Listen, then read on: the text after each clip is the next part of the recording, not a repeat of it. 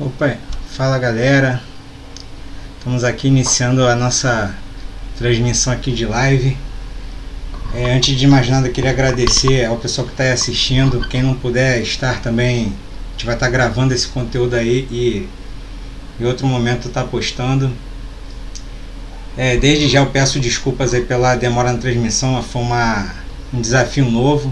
Não é fácil configurar uma central de estúdio para poder tá transmitindo, colocando apresentação, foram várias configurações. Então de cara eu já queria pedir desculpa aqui pelas minhas falhas e erros, se der um branco, se aconteceu alguma coisa, mas o objetivo aqui é fazer um bate-papo. Eu vou estar transmitindo aqui, tem um chat ao vivo aí que a galera pode estar fazendo pergunta. Existe um delay, né? Existe um tempo de transmissão aí que pode ser de alguns segundos ou até 1 minuto, isso aí é em função de banda larga. Meus recursos de transmissão aqui, computador, banda larga, pode ter alguma limitação. Já peço desculpa se vocês escutarem som de tiro aí, pagode tocando, vizinho brigando, isso aí é periferia mesmo, tem jeito não. Então vou iniciar aqui, vamos conversar um pouco sobre Linux. Mas a galera da programação que for vir depois também tem coisa que é pertinente. E o objetivo aqui, quem é o público-alvo aqui? Não dá para fazer, vou fazer uma aula aqui que todo mundo vai sair safo, não é. O objetivo aqui é aquela pessoa que nunca teve contato, que está na onça. Caraca, eu nunca vi isso, porque existem mais e menos experiência em determinada área, né? Eu posso ser o cara de programação, por exemplo, mas não sei nada de montagem e manutenção.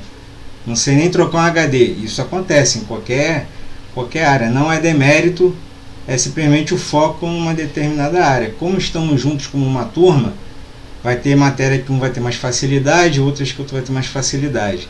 A minha contribuição aqui, de tanto ter sido ajudado, né, nas outras matérias assim, vou fazer uma introdução aqui ao assunto. Por quê? Para olhar coisa de fora da caixa. Imagine que nós somos crianças e estamos chegando na escola agora e a professora começa a dar aula de matemática de multiplicação. A gente nunca viu soma.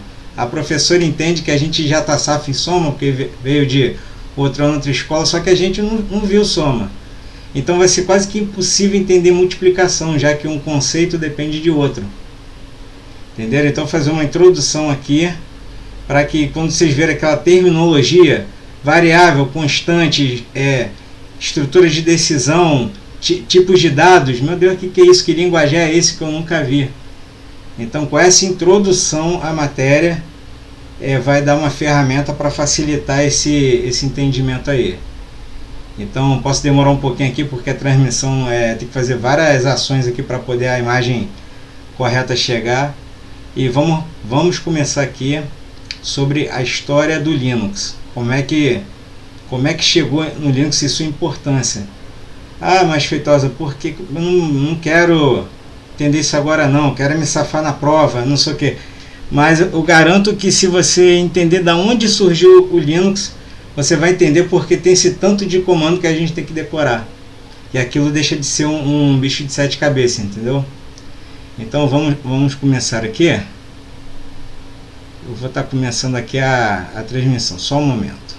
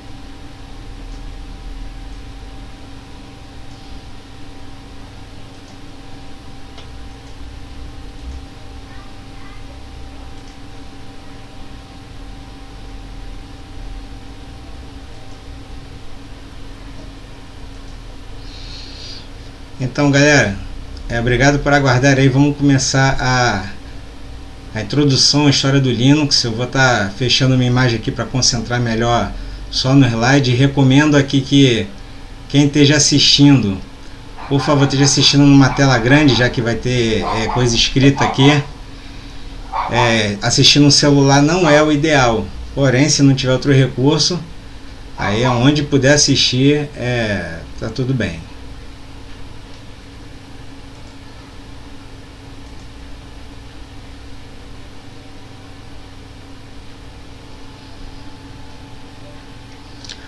Vamos lá, galera, começando aí com a história do Linux. Esse velha guarda aí que está com o pinguim é basicamente o criador do kernel Linux. Porque o Linux, senhores, é um sistema operacional, como existem vários outros, né?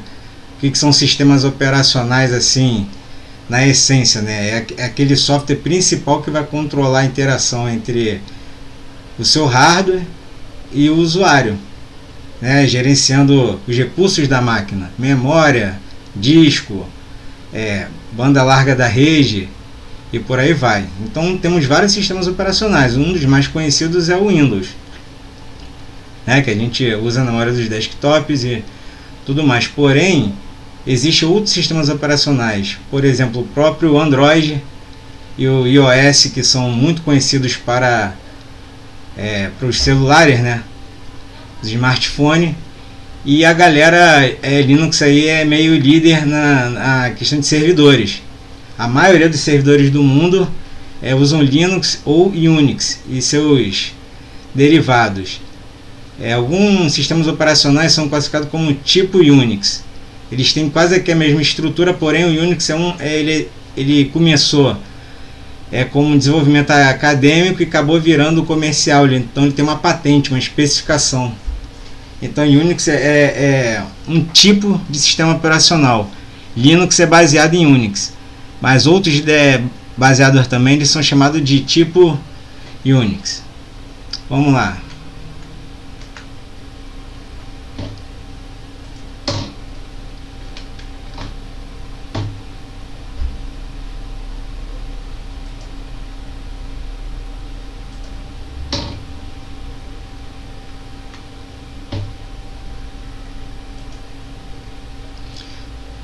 Tudo começa, galera, essa linha do tempo aí, não vão na guerra não.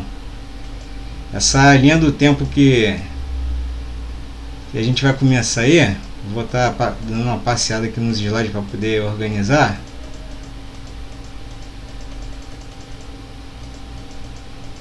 Já estou vindo de trás para frente aqui, mas vai, pelo menos ajuda. Esse histórico aqui, pessoal, vou falar rápido, tá? São 30 slides, mas não é para demorar muito não. Isso é só para poder ver mesmo a imagem. Como esse software aqui ele é cheio de recursos, ainda estou meio na onça. Então vamos lá, começando aí.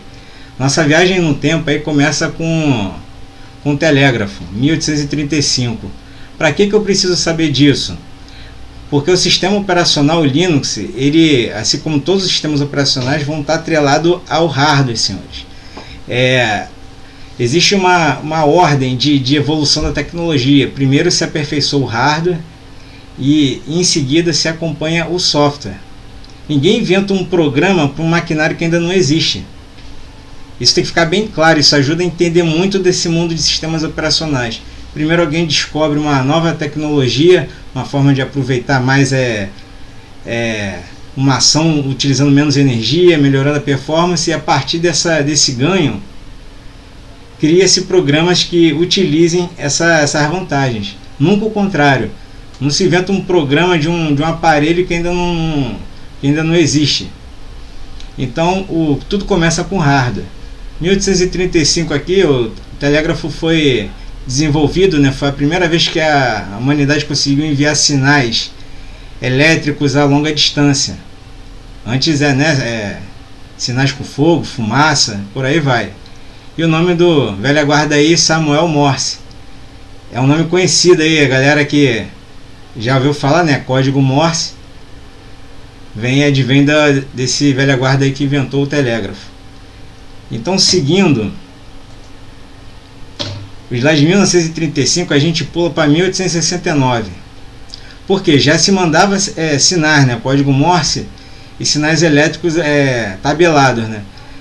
Mas em 1969, dois velha guarda aí, Elisha Gray e Graham Bell, estavam na disputa de enviar mais do que sinais elétricos. O sonho da humanidade ali seria enviar voz humana, né? Se comunicar com outra pessoa, que é o nosso telefone, mas naquela época era ficção científica. Porém, cada um deles se juntou com a galera do dinheiro na época e criaram duas empresas, a Western e a AT&T. A AT&T ela é mundialmente conhecida, né? Mas naquela época eles eram rivais, assim, rivais de disputando quem ia conseguir patentear primeiro e fazer funcionar uma transmissão de voz humana. Então esses nomes aí é só para a galera se situar aí, eles eram rivais. Em 1876, definitivamente, Alexander Graham Bell patenteou o que a gente chama de telefone.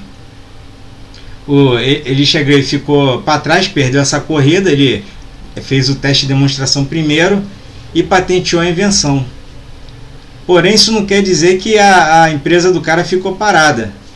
Eles criaram a empresa mais como uma fundação assim, para recursos para que se criasse o telefone. Realmente ele já tinha um projeto e faltava efetivar ele. Graham Bell ganhou essa corrida aí, mas a Elisha Gray não ficou para trás não. A empresa dele prosperou com produção de equipamento material elétrico. E por aí vai. A AT&T, pessoal, é uma grande empresa que foi bifurcando, foi criando seus braços, né, suas ramificações. E ficou conhecido um braço dela como a American Bell Telephone Company, que em 1877 se tornou uma das maiores empresas, uma das maiores não, a única, né, para falar a verdade, empresa de telefonia, porque ela que desenvolveu a tecnologia e patenteou, começou a se expandir. Aí na foto aí a boizinha da época aí, já no seu emprego, e começou a expandir num estado, foi em outro, tudo começou nos Estados Unidos. Foi crescendo, foi melhorando os meios de transmissão, e a empresa foi crescendo. Chegou um determinado momento que a AT&T comprou as ações da Western Electric. E a Western Electric também cresceu muito, embora tenha perdido a parte de patentear a invenção chamada telefone, ela não ficou parada, começou a produzir material elétrico e foi referência naquela época. Em 1882, a AT&T comprou a Western Electric. E aí eu pergunto, o que isso tem a ver com o Linux? Tem a ver que a gente está montando já uma estrutura que está abrangendo estados, que está abrangendo, daqui a pouco sai fora do país de origem, e o sistema operacional está intimamente ligado ao desenvolvimento dos computadores e ao compartilhamento de recursos via redes. Então por isso que a gente está vendo essa linha do tempo aí. A AT&T, galera, é uma grande empresa, uma mega corporação aí, batendo de frente aí com várias outras. A gente conhece a HP, conhece a IBM, e a AT&T, esse mapa mundo atrás é a expansão dela. Só que isso gerou um problema. Eu falei para vocês, né, que a empresa cresceu, se tornou a maior empresa de telefonia do mundo, né, na época. Ela que era detentora da patente, criou empresas fora dos Estados Unidos e criou uma empresa internacional, até que em 1949, vou dar um salto no tempo, o governo americano criou uma lei chamada Antitrust. Ela serviu para... Essa lei significa o seguinte: a legislação americana ela é baseada em vários valores, dentre eles a livre concorrência e livre comércio. Estava acontecendo com a AT&T, como se a Coca-Cola fosse a única empresa tão gigante que fosse a única que produzisse refrigerante. Todas as outras, o Guaraná, a Toby, por exemplo, fosse lá, não conseguisse competir e fosse falindo, só tem Coca-Cola no mercado. E aí o governo interferiu para que se abrir a tal da concessão, né, e licitação com o governo, e a AT&T teve que assinar esse acordo aí porque ela estava engolindo todo o mercado. E quando tem um monopólio, você também não tem desenvolvimento, não tem concorrência. Claro que a empresa não deve ter gostado na época, né? Quem está ganhando não quer perder, mas foi o que aconteceu. E aí, a partir do momento que novas empresas entraram nesse mercado aí, começou uma expansão aí de tecnologia. Aí a gente vê, isso aqui, galera, é a figura do MIT. É uma universidade americana, né? Que ela virou referência na parte de curso superior em tecnologia. E por que o MIT faz parte dessa história? Porque essas megas empresas aí, quando esse centro de estudo foi implantado, elas entraram com recursos para promover pesquisa. E foi bem naquela etapa lá que a gente estudou na história das redes de computadores, né? ARPANET, o governo americano, os militares, as universidades estavam tudo se integrando, o que a gente viria a conhecer hoje como internet. E o MIT foi um berço praticamente do desenvolvimento tecnológico. Por isso que a gente vê muito esse nome em filme americano, em seriado e por aí vai. Então chegamos no momento lá que no MIT, senhores, a TIT desenvolveu vários braços tecnológicos, né? Não era só telefonia, era uma mega corporação, e criou a Bell Labs, que é o braço tecnológico da TIT. Ela que estava ali com as universidades desenvolvendo sistemas. E aí que vem o pulo do gato. Pô, legal, Feitosa, o que tem a ver isso aí com o Linux? Tem a ver o seguinte, tenta gravar isso na mente. A gente falou que primeiro se desenvolve o hardware para depois vir o software, correto? E depois da Lente Trust, várias empresas começaram a produzir tecnologia. Qual foi o problema que aconteceu na época? E se inventava sistemas para um tipo de hardware. Cada fabricante é com o seu. Como a gente tem hoje aí, é um exemplo prático, parece que cada fabricante de celular tem um tipo de carregador diferente, que um não é compatível com o outro, é como se fosse isso. E isso, gente, dá problema de integração, você não tem um tal do padrão. As empresas como a ISO, como a gente tem aqui a BNT, são instituições criadas para poder promover esse padrão de tecnologia, para que tenha uma evolução. E quando se pensa em rede, não adianta ser cada um por si.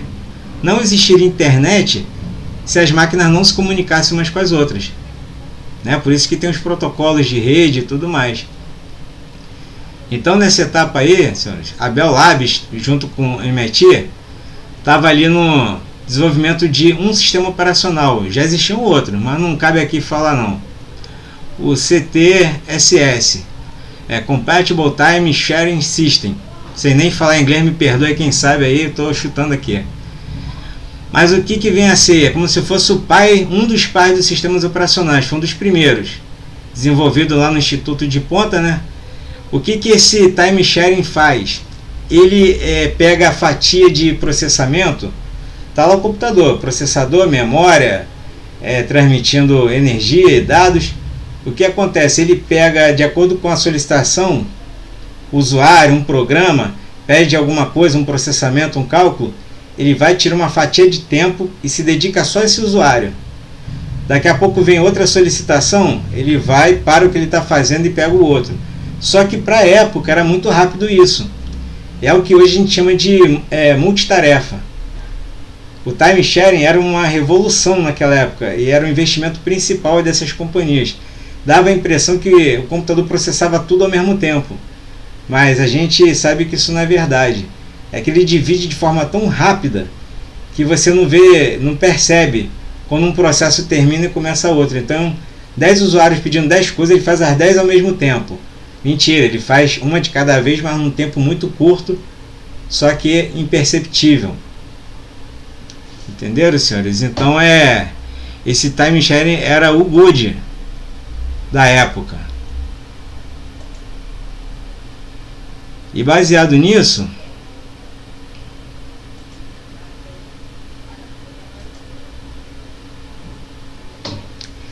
essa galera aí que estava fazendo o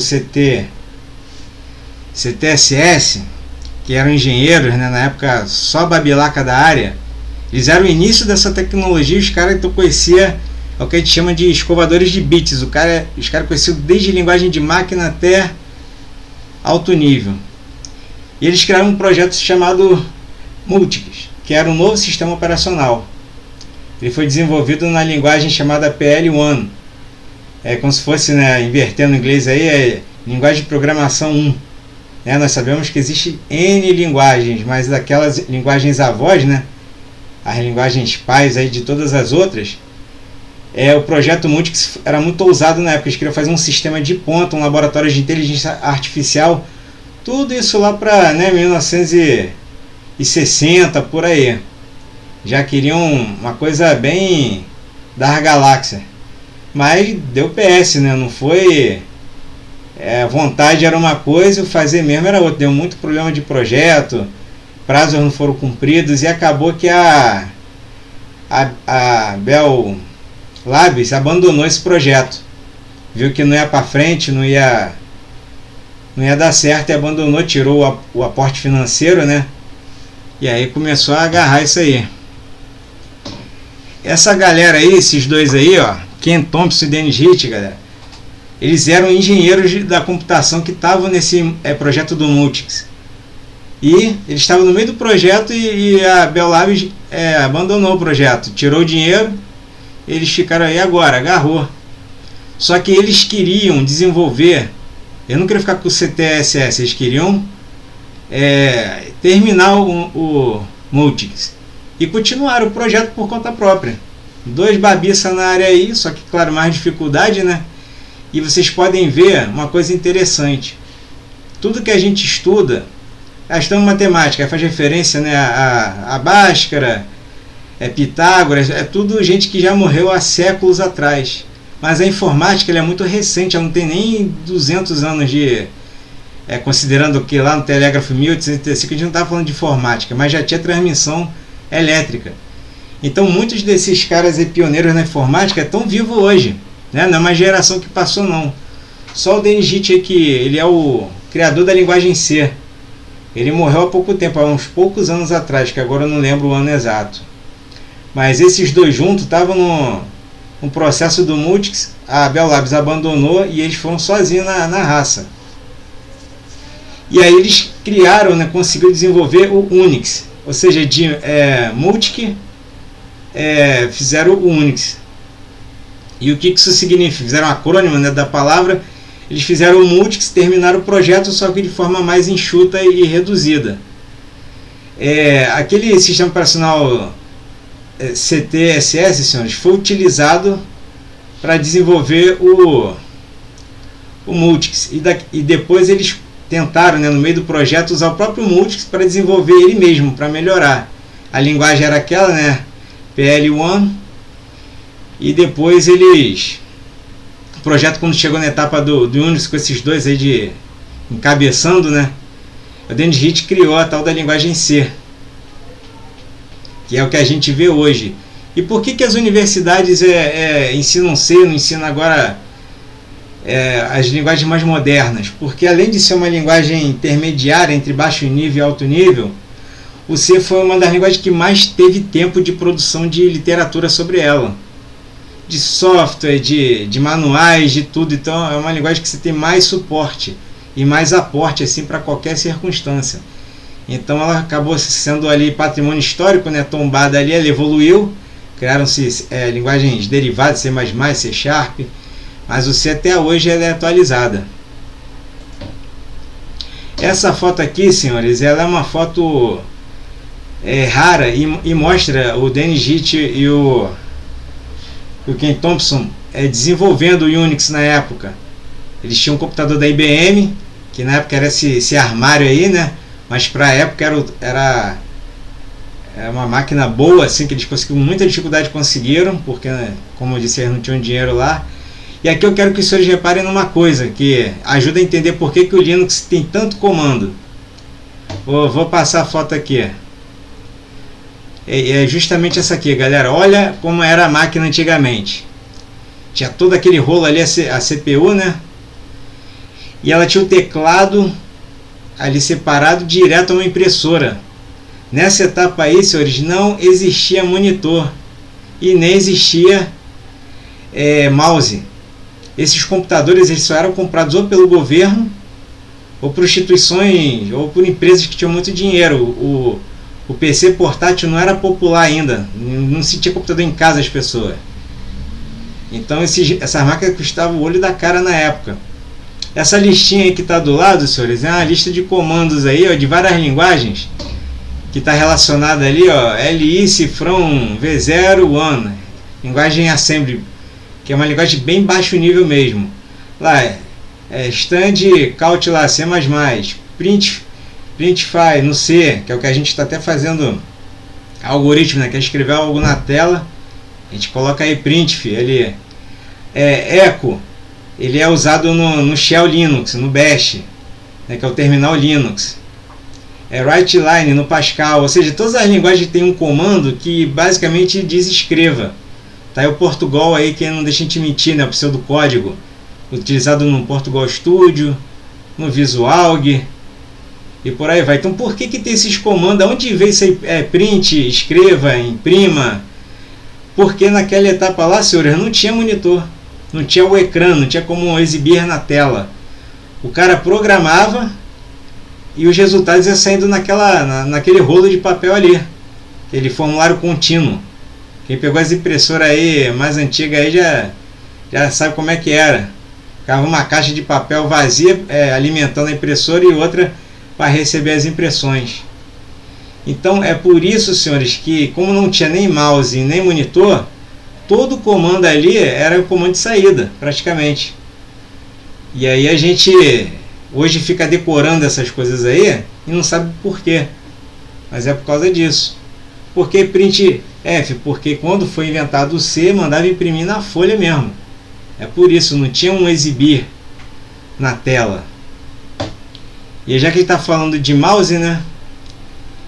Vamos fazer uma comparação com o mouse game aí que a gente tem hoje, da maior qualidade aí, que é o olho da cara, e do lado dele o primeiro mouse, senhores. É uma caixa de madeira com um botãozinho lá, né?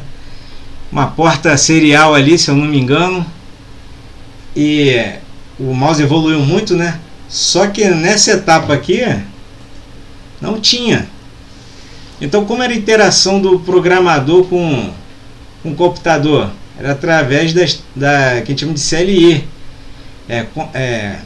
Console Line Interface, ou seja, uma interface de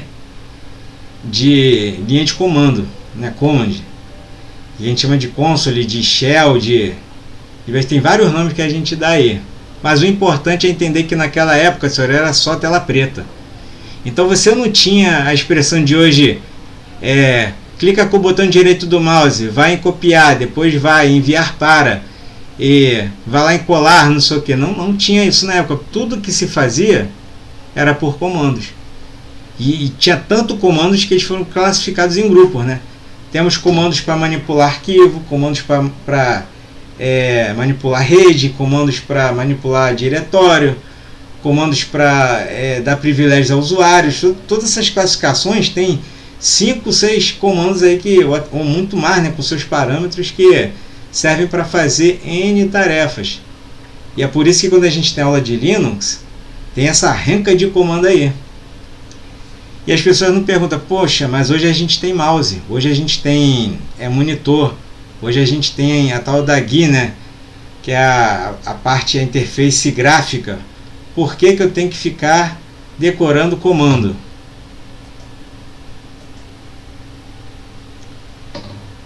Senhores, vamos responder isso daqui a pouco. Então vamos, só para continuar a linha do tempo, vocês vão ver que em 1977, né, já foi passando os anos, a Universidade de Berkeley, se eu não estou pronunciando errado, eles pegaram o Unix, que o Dennis Ritchie e o Ken Thompson fizeram lá. O Unix, quando ele foi concebido, senhores, ele era altamente distribuído. A filosofia era que ele fosse melhorado o código, outros programadores dessem pitaco, pô, isso aqui pode melhorar fazendo isso, vamos desenvolver melhor aqui. E se alguém tinha uma onça, poxa, a minha impressora não é compatível aqui com esse sistema, tem como fazer um drive, corrigir, e eles faziam isso de boa. E essa universidade desenvolveu um dos Unix, né, porque várias empresas começaram a desenvolver também, E esse BSD, senhores, é o tipo Unix. Era um Unix que foi feito para o meio acadêmico. E nisso que ele estava no meio acadêmico, né, sendo ali compartilhado, distribuído, melhorado, outros Unix estavam virando um software comercial. Por isso que eu expliquei antes, existem o Unix e tipo Unix. Os que são Unix têm uma patente, né, tem umas especificações técnicas para ser chamado de Unix. E os Unix que são tipo Unix, são os apelidos daqueles que saíram dessa patente comercial e foram distribuídos e melhorados aí mais no meio acadêmico, né? Porque no meio acadêmico poderia tanto ensinar quanto desenvolver e melhorar, e isso ajudava o profissional depois. Para numa empresa que tinha Unix, o cara nunca viu que era um programa pago, não, tinha uma versão dele lá que estava no meio acadêmico. Só para vocês saberem, né, essa etapa aqui, ó, é o BSD, né? Hoje esse sistema ainda existe e tem vários filhos aí. Eu não vou ler esse trecho aqui não, mas eu destaquei ele porque achei ele interessante. Só essa parte aqui, ó. Várias empresas desenvolveram seus próprios Unix, alguns deles. Solaris, Sun, HP, IBM, até a Microsoft. Quando várias empresas meteram a mão naquela distribuição, né, naquele sistema operacional, começou a fazer do seu jeito, uma hora chegou que elas trancaram esse código-fonte, né, porque não queria que o concorrente copiasse e colasse. Se eu tenho uma função melhorada no meu e o outro pega e copia e cola também, e eu estou querendo vender, isso vai dar PS. Até que chegou, senhores, esse outro herói aqui, né, Richard Stallman. Esse cara aqui, assim como o Ken Thompson, como o Dennis Ritchie, como o Linus Torvalds, que é o criador do Linux, esse cara aqui, o que ele fez? Ele estava lá na Bell Labs, no projeto do Unix, do Multics também. Acabou que ele se demitiu. Ele passou por um PS. Qual foi o PS dele? O Unix passou a ser comercial. Fecharam o código-fonte dele, não poderia mais ficar modificando nada mais. Então lá onde ele estava, no MIT, ele estava lá desenvolvendo lá. Tinha uma impressora, que a impressora tinha um PS, e ele falava, ele avisava o desenvolvedor do PS, ele falava que ele sabia como consertar, e o desenvolvedor lá da impressora cagou para ele. E fora que a universidade comprou máquinas melhores, só que essas máquinas vieram com Unix fechado. Ou seja, ele não poderia mais otimizar aquele sistema de operação. Ele ficou pau da vida. Foi na guerra ele. Aí o que esse cara fez? Ele chutou o balde mesmo, pediu demissão e ele criou uma fundação chamada a Free Software Foundation. Então ele foi um dos precursores do sistema Linux, junto com Linus Torvalds. E aí a gente vai chegar onde é que eles se encontraram aqui. Isso aqui, quem está na aula de Linux, né, viu esse slide lá com o instrutor. Ele criou 4 liberdades para um software ser considerado livre. E as pessoas confundem software livre, porque chamam lá de software free, né? Esse free é de livre, não de grátis. Mas um software também pode ser grátis. Mas a essência é estar trabalhando com a liberdade. Eu posso pegar esse programa, posso ler o código dele, posso modificar, posso distribuir, colocando, né, os créditos de quem fez as versões anteriores. E vocês podem perguntar, mas como é que você ganha dinheiro então, se todo mundo mexe? Muitas empresas ganham dinheiro com desenvolvimento, né? Fecha o código, vende só o programa, só o executável. Mas uma outra forma de ganhar dinheiro, senhores, é escrevendo um manual. Muito programa bom aí não tem um livro sobre ele. E você vai, estuda aquilo ali linha por linha, desenvolve um livro lá de 900 páginas. E as empresas que querem fazer sua manutenção, vai lá e compra. Você também pode modificar e cobrar para redistribuir. Também pode fazer isso. Dependendo da legislação lá dessas liberdades, existem várias formas de ganhar dinheiro, né? Porque você pegou um código aberto e modificou ele, melhorou ele, e você pode ganhar dinheiro com suporte. O Feitosa aqui cria um novo sistema operacional, Feitosix. Tô lá com o Feitosix, a Marinha adorou lá, o Feitosix adotou, o paizão não gostou também. Eu começo a fazer minha própria distribuição Linux. E eu quero que ele seja um software livre para todo mundo usar, mas eu posso cobrar minha palestra, meu treinamento sobre aquele software aí. Então, senhor, a gente chegou num ponto aqui que o Unix passou a ser um software comercial, com o código dele fechado. Então, uma pessoa, mais um herói aí, mais um babilaca da área aí, criou o Minix, baseado em Unix, porque era uma versão enxuta do Unix usado para dar aula em universidade. Foi um engenheiro da computação também, que esse aí, acho que todo mundo da área de TI já ouviu falar, que é esse velho guarda aí, ó, o famoso Tannenbaum. E ele é autor de vários livros de TI que a gente conhece, já viu nas livrarias aí. Aqui só um exemplo, ó. Andrew Tannenbaum, Sistemas Operacionais Modernos. Claro que o original foi em inglês, né? Ele é gringo, mas aqui estão as capas, aqui as versões em português. Redes de computadores, olha lá, e organização estruturada de computadores. São só alguns, ele tem mais. Que esses aí são os famosos livros Bíblia.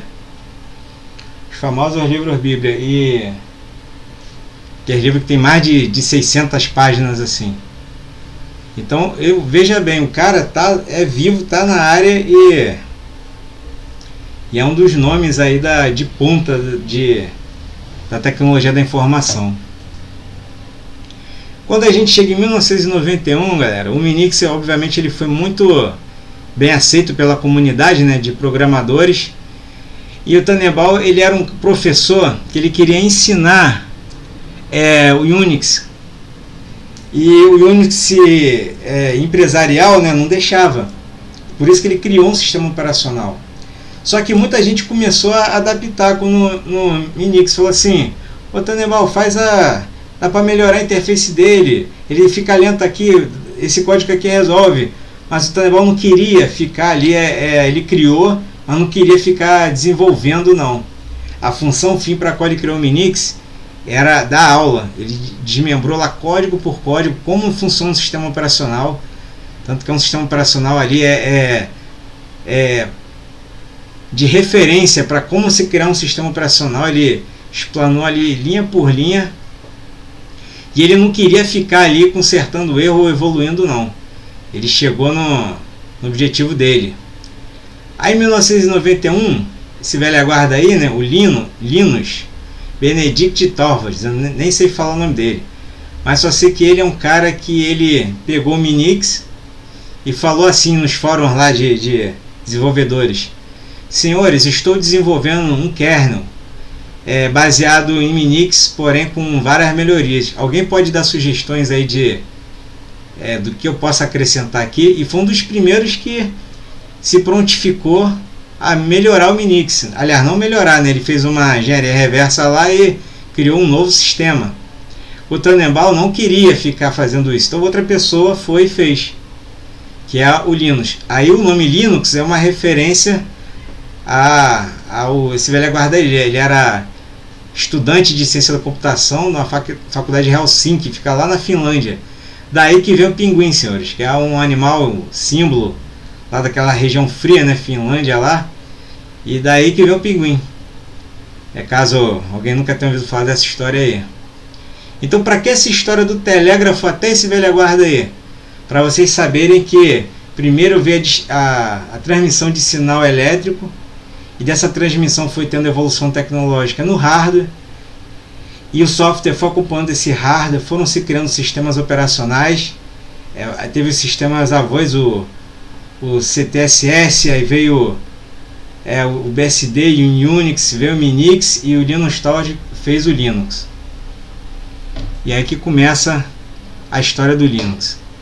Galera, olha essa timeline aí. São as que a gente chama de distribuições Linux. Porque como várias pessoas fizeram esse conceito de software livre, Eles também melhoraram e criaram outras distribuições, nós chamamos de distribuições. Mas o que pouca gente sabe, galera, é que o Linux ele começou como o kernel, ou seja, aquela programação ali, os drives de hardware que são gerenciados pelo sistema operacional. Já o nosso Richard Stallman, senhores, ele criou a Fundação Software Livre, uniu-se, porque um começou pelos programas que eram livres e o outro pelo kernel. Nenhum dos dois tinha um sistema operacional completo. Eles juntaram o kernel com as outras aplicações e aí se formou o que a gente chama de distribuições Linux. Teve uma primeira e dessa primeira ele bifurcou todo esse gráfico aí. Quantos Linux a gente tem? A gente tem Ubuntu, Kubuntu, Lubuntu, Linux Mint, Oracle Linux, Kurumin Linux, que já não existe mais, mas foi muito usado na etapa que foi desenvolvido por um brasileiro. E você tem N Linux aí, N distribuições. Então o sistema operacional Linux consiste basicamente do kernel, criado e até hoje melhorado pelo Linus Tower, mais as aplicações de software livre da Free Software Foundation, o Richard Stallman lá. E dentre essas, senhores, aí, ó, essa imagem bonita aí, quantas distribuições Linux aí foram derivadas aí, ó? Raspbian, que é muito usado aí aí nesses dispositivos aí do Raspberry Pi, e dentre outros, Ubuntu, Deepin, Kali é uma distribuição voltada a pentest, senhores, a invasão, a defesa cibernética. O Linux Mint, ele é derivado do Ubuntu, ele é mais enxuto, tem menos coisa assim, então ele é bom para netbook, computador antigo assim, que ele é bem levinho. E o Ubuntu é uma das distribuições mais assim bem aceitas aí pelos usuários iniciantes Linux, porque ele é muito intuitivo, em português, assim, tem uns pacotes de tudo em português, é bem compatível com o Debian, que é uma distribuição pai, né, do Ubuntu. Então a proposta dele, ele foi abraçado aí por uma empresa chamada Canonical, que uma empresa ficou por trás do desenvolvimento dele e fizeram um marketing aí que é um sistema muito utilizado. Para quem não sabe esses nomes, quem dá é o fabricante, tá? Isso aqui inventa, o desenvolvedor. Ubuntu é uma palavra africana que significa para todos. Por isso que o símbolo dele, muita gente não sabe o que é esse símbolo aqui, né? Esse símbolo aqui, ele são 3 pessoas de mãos dadas, abraçadas, fazendo ciranda cirandinha. Significa que é um sistema para todos. E essa palavra lá num dialeto africano é Ubuntu.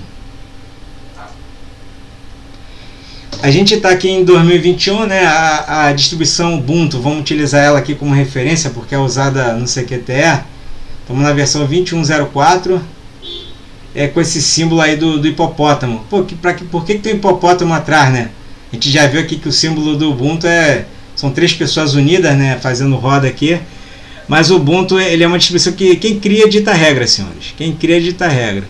Ele é organizado da seguinte forma: cada nova versão é atribuído um nome de um animal.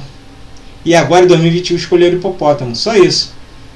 E essa linguagem, esse simbologia 21.04 significa o ano e o mês que é lançada a distribuição.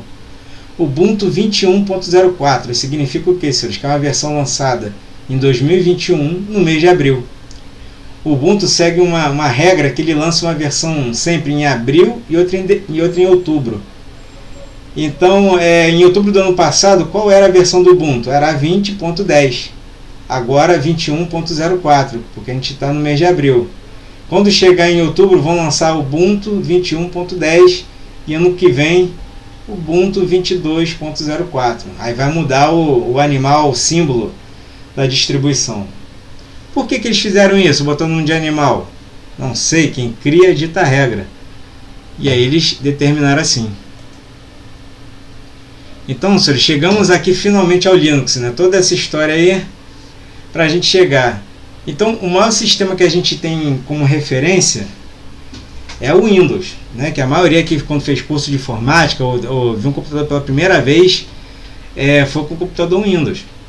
E eu falei para vocês que o Linux ele é muito bem aceito na comunidade aí dos pessoal iniciante aí na área de TI, mas é um fato que nos desktops quem reina absolutamente é o Windows, né? Existem servidores Windows? Existe. Só que não é a maior fatia de mercado. Mais de 95% dos servidores são Linux. E o Windows predomina ainda nos desktop. Isso aqui é uma diferença. Ela está falando, no Linux a organização é feita no formato árvore. E no Windows a organização é feita dentro de uma única pasta que normalmente fica dentro do C dois pontos. Se alguém nunca ouviu falar, porque o Windows tem as letras do alfabeto, né? A, B, C, é porque ele foi atribuindo a cada dispositivo uma letra. E normalmente o disquete, senhores, antes do HD surgir, tudo era disquete. Primeiro um disquete grandão de 5.1 e depois de 3.6 polegadas. Então a letra atribuída ao Windows, onde ficavam os arquivos para ele iniciar, estava no A. Daqui a pouco as máquinas tinham 2 drivers de disquete, né? Porque tinha instalações, os programas foram crescendo. Aí vinha 25 disquetes, então já botava logo 2 leitores para diminuir esse tempo aí de leitura. Aí veio o A e o B, unidade A e B. Quando surgiu o HD, convencionou-se que foi o C. E muito computador hoje, quando você tem um HD externo, um segundo HD, ele atribui o D, aí vai só gastando letra. Normalmente o leitor de CD-ROM ou de Blu-ray é o Echo ou o Foxtrot. E as unidades de rede que a gente fica, né, compartilhando dados aí no Samba, algo assim, a gente mapeia lá para o final do alfabeto, unidade Z, W, X, Y, para ter uma separação, senão dá ruim. Já aconteceu algumas vezes, de você tá com o computador com uma aplicação que ela vai lá na unidade D e pega um dado, deu um HD externo, aí por algum PS você ligou um celular para carregar na USB e o computador definiu que aquele flash ali, aquele cartão de memória vai ser o D. Aí a aplicação está rodando, ela vai lá no D que ela queria o arquivo e não vai achar e vai dar erro na aplicação, porque o D agora é outro. E no Linux é diferente a organização dele. Aqui, se a gente tem a estrutura de diretórios no Linux, quem a gente estudou na sala de aula, né, viu que tem alguns tem uma correspondência com o Windows, mas não todos, porque são sistemas diferentes. Então não vou ficar aqui explicando, mas só abordando aqui, ó, /bin, senhores, binários dos usuários. O que vem a ser binários dos usuários? É todo comando que se dá, né, que a gente fica estudando comando. Um comando não é só uma palavra que você digita, ele tem um software, ele tem uma aplicação guardada em algum lugar do HD que aquele é acionado. É um programa que executa algo. Entendeu, senhores? Aí essa pasta /bin fica a maioria dos comandos do computador. Deixa eu ver se eu consigo aqui, senhores, fazer uma manobra aqui.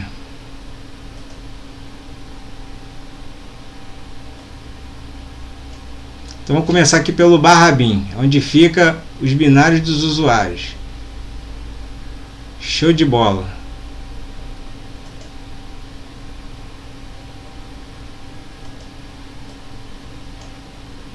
E no Windows, senhores, vou passar aqui, ó. No Windows, onde é que é o /bin do Windows? Vou estar colocando aqui na tela para vocês verem aqui, senhores. C, lembra as unidades aqui, ó, C, D e E? Ele fica atribuindo letras. Aqui, ó, C Windows. Lá pro final, System 32.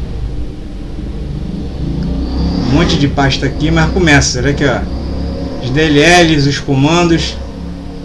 Vocês estão vendo aqui? Cada binário desse aqui, se você der 2 cliques, vai fazer alguma coisa. Então os comandos que a gente dá no DOS, né? O que é o DOS? É como se fosse o shell do Linux, só que do Windows. O Windows é um sistema baseado em janela, mas ele começou como um console de texto. Então todos aqueles comandos que a gente dá no Linux, também se daria no MS-DOS, nas versões do Windows antiga. Só que o Windows hoje se faz tudo por janela. Mas como a gente falou antes, o Linux ele é muito usado em servidores, e servidor, o buraco é mais embaixo. Quanto menos coisas você tiver em servidor, melhor. Interface gráfica consome mais memória, mais recurso, e uma desatualização abre uma porta para uma invasão. Então, se eu estou rodando aqui, ó, quanto binário não tem aqui, né? Olha o tamanho dessa barra de rolagem aqui, olha quanta coisa tem. Então, o System32 do Windows aqui, senhores, equivale, vou fechar aqui, vai equivaler ao /bin do Linux. É lá que está esses binários todinho. Eu vou tentar aqui de uma forma rápida aqui, iniciar uma máquina virtual. Máquina virtual Ubuntu, que eu já tinha preparado ela, para a gente ver o /bin mesmo dentro do Linux. Enquanto isso, vamos falando de outras coisas aqui. Senhores, aqui /boot são os arquivos que ele precisa para arrancar. No Windows não tem uma pasta em si correspondente, né? Mas aqui, senhores, /dev, arquivo de dispositivo. O que é isso? É onde ficam os drives, senhores. Dispositivo, dev de device. Dispositivos é o que? Para eu ter um mouse, um teclado, uma impressora, um scanner, um webcam, tem que ter uma programação ali que o hardware executa baseado em software. Então são os famosos drives. No Linux, esses drives ficam guardadinhos aí nessa pasta /dev aí. O Linux é um sistema, senhores, baseado em arquivos de texto. Quase tudo que é configuração está escrito no arquivo de texto, o sistema lê e vai interpretando. É assim que funciona o Linux, de forma bem simples. Por isso que daí que tem a segurança, porque o Linux, ele, a princípio, somente o dono daquele arquivo executa tudo. Não tem como um usuário chegar, vou rodar isso aqui. A única exceção é o root, o super usuário. Ele tem permissão total, até para destruir o sistema. Se eu dar lá um delete /tudão, ele deleta a si mesmo e depois tu não inicia mais a máquina. Então o root tem esse poder aí. E o Windows tem esse PS. Você executa o arquivo que veio no e-mail e ele executa o código, e daqui a pouco tua máquina tá invadida aí, senhores.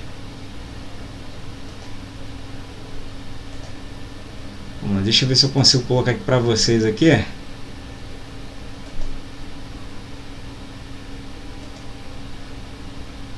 Só um momento.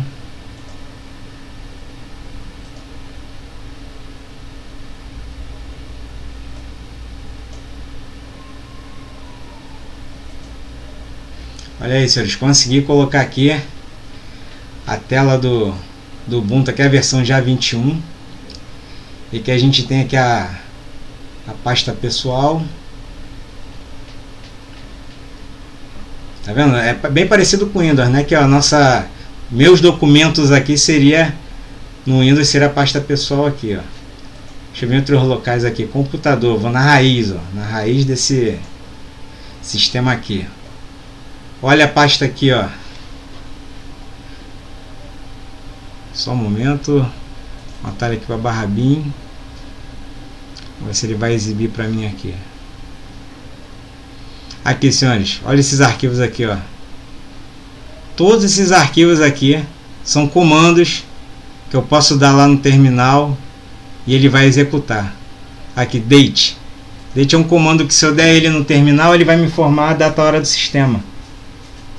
E onde é que fica? Ele fica na pasta bin, binários de usuário. Você não precisa ser usuário com privilégio para executar. Ele tem comando que o usuário comum não dá. Entendeu, senhores? Só o super usuário. E aqui tem um monte também, um monte de programa. É o equivalente a System32 lá do Windows. Tudo que é comando aparece aqui. Deixa eu fechar aqui, senhor. Eu vou abrir um terminal aqui. Terminal Linux. Então eu vou dar o comando date que a gente viu lá. Nota que eu estou como um usuário comum aqui. Ele mostra depois de área de trabalho um cifrão. Significa que eu sou um usuário comum, não super usuário. Olha ele dando a data aqui, ó. Comando date. A domingo 25 de abril de 2021, 18:05. Entendeu, senhor? O comando ls Linux. Ele não está listando nada, que não tem nada na área de trabalho, certo? Deixa eu ver aqui, pwd. ele fala o diretório atual. Então esse lspwd, senhores, são programas, são arquivos que estão lá na pasta /bin. Se eu der um ifconfig, é um programa que me dá informações de rede. Ele vai lá e me fala aqui várias informações sobre a minha placa de rede aqui, mas é uma máquina virtual, não tem muita coisa. Senhores, comando clear. Eu vou botar aqui um PWD para vocês verem melhor. Só para borrar a tela com alguma coisa. O clear é um comando que limpa a tela aqui, ó, para não ficar naquele tanto de coisa ali. Então, senhores, é aqui que eu queria chegar. Para a gente trabalhar com Ubuntu, trabalhar com Linux terminal. Ah, Feitosa, por que tem tanto... A prova está chegando, por que tem tanto comando para decorar? Tem tanto comando para decorar porque as distribuições baseadas em Unix, como Linux, como outros, têm em sua maioria o trabalho por linha de comando. Os servidores do mundo, que são 95% Linux, o usuário não vai lá clicar com o botão direito do mouse, copiar, depois colar. Existe um comando que vai fazer isso. Entendeu, senhores? Um comando, e por isso que existem vários comandos para várias coisas, porque aí não tem mouse e nem interface gráfica. Um dos melhores comandos que tem aqui, senhores, é o man. Ele dá o manual de qualquer comando que você tenha dúvida. Então eu vou dar um man aqui do ls. O que é ls, gente? É listar, né? Vem de list. Então, dando um ls aqui, ó. Tá em português, hein, galera? No Ubuntu tem como botar esse man em português. Esse é a maior mão na roda, para você entender o que o comando faz sem ficar pesquisando na internet. Vai direto no shell. Ele vai falando aqui, ó. O programa ls lista primeiramente seus argumentos que não sejam arquivos de diretórios. Vai falando sobre o comando, né? Tem os parâmetros também. Se tu der um ls com essas opções, ele tem outras funções. Isso aqui é um software, é um programa que está lá na pasta /bin. O man também é um programa que associa aquele comando, aquele aplicativo ali, e dá o texto dele, né? A tecla Q ela fecha. Vou dar um outro man aqui no comando mkdir. mkdir é um comando que cria diretórios. Se eu der um man nele, ó, nome mkdir, cria diretórios. A sinopse é o comando, as opções que ele dá, os parâmetros e um nome que você quer criar. Ele vai falando aqui, ó. Entendeu? Então, Bizu Ubuntu pode traduzir para português. E aí eu vou falar o que aqui para os senhores. Por exemplo, o PWD em linha de comando, senhores, é isso aqui, ó, /home, /user, /área de trabalho, onde é que eu tô. E se eu quiser... E onde é que é esse PWD, senhores? Na interface gráfica. Vou abrir aqui, ó, para os senhores verem.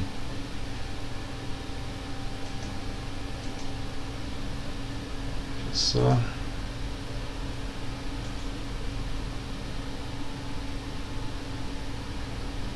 ver se eu consigo aqui fazer uma referência aqui, só um momento.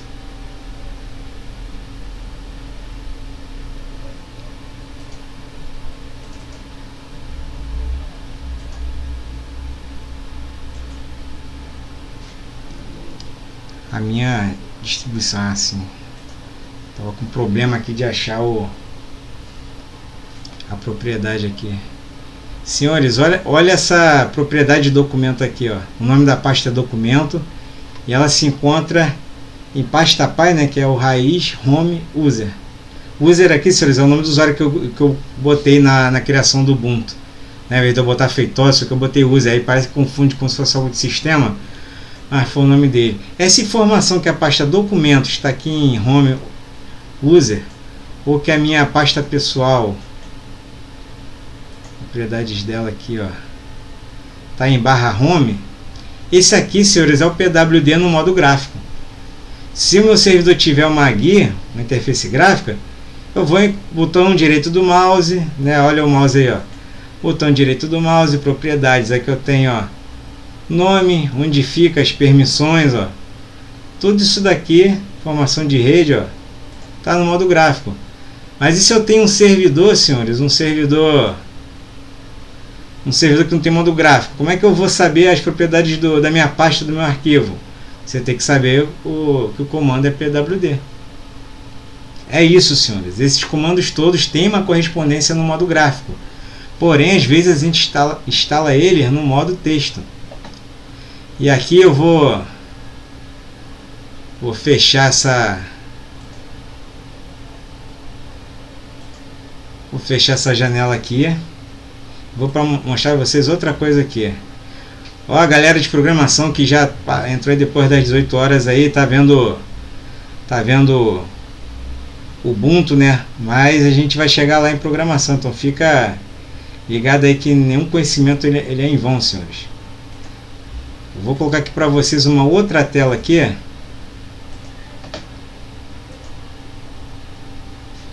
Que é da instalação de um servidor Oracle Linux. Eu não vou instalar, mas vou mostrar para vocês uma tela para vocês verem uma coisa muito interessante.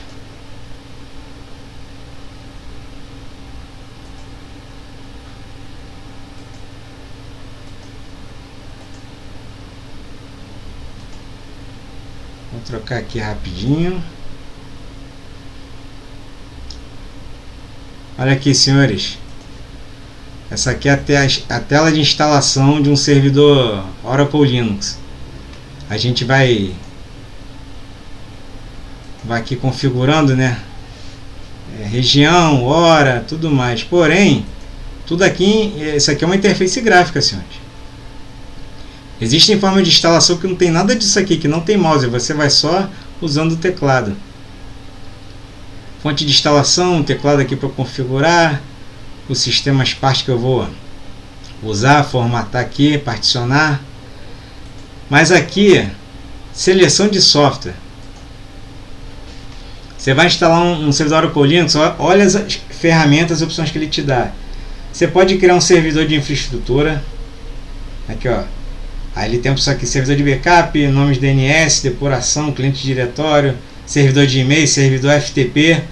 Significa que se eu escolher essa opção e marcar todas ou nenhuma, ou uma pelo menos, né, ele vai criar esse serviço aqui, já vem dentro do DVD de instalação.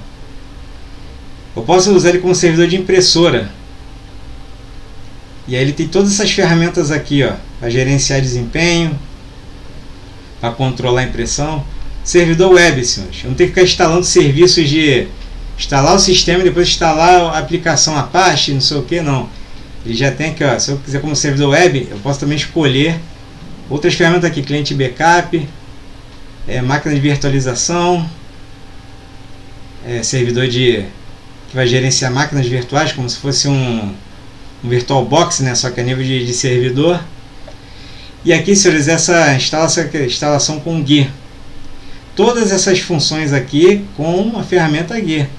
Se eu não habilitar isso aqui, botar só isso, ela vai instalar tudo que eu desejar, mas no modo terminal. Instalações mínimas, senhores, ele só vai instalar, não vai ter nenhum desses serviços aqui, nenhum. Vai ser só o shell ali com os comandos de sistema operacional. E aí eu vou fazer na mão. O que isso exige do administrador? Conhecimento, porém dá a ele uma maior segurança, porque não fica com pacote à toa ali. Pacotes de software que podem ser explorados por invasores, entendeu? Então, se eu criar meu servidor aqui com instalações mínimas, senhor, o que vai me dar? Vai me dar tela preta no final. Vai ser um console e eu não vou ter nada, nem mouse. Por isso que um administrador de sistema, um CQTS, senhor, vai impreterivelmente ter contato com Linux, porque vai parar no CPD, vai parar numa parte de telemarketing, de informática, e lidar com servidores Linux. Eles podem ter ou não uma guia gráfica. E se ele tiver só no modo texto, senhor, aí vai lá, PWD, MKD, e vamos embora. LS. Vou fechar aqui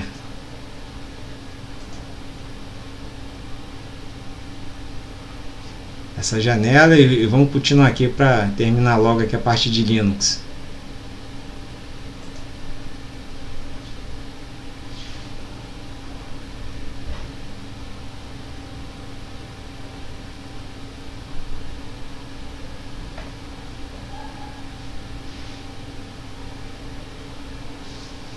Senhores, deixa eu só abrir novamente aqui.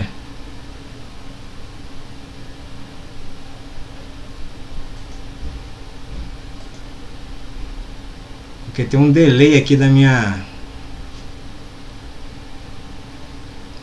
máquina aqui para transmissão. Então pode ser, eu percebi que pode ser que não tenha exibido essa janela aí para os senhores. Então só um momento.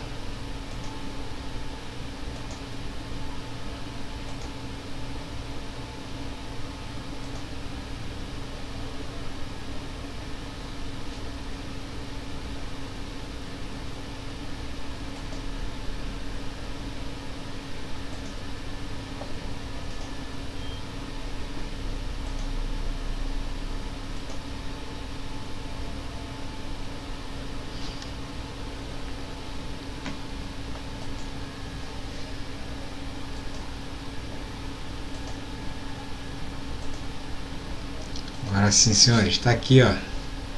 Se alguém não enxergou essa tela durante a minha explicação, então fica vendo ela agora aqui.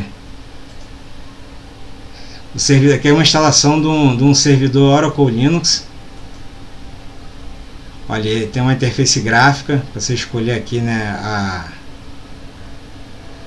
No caso aqui a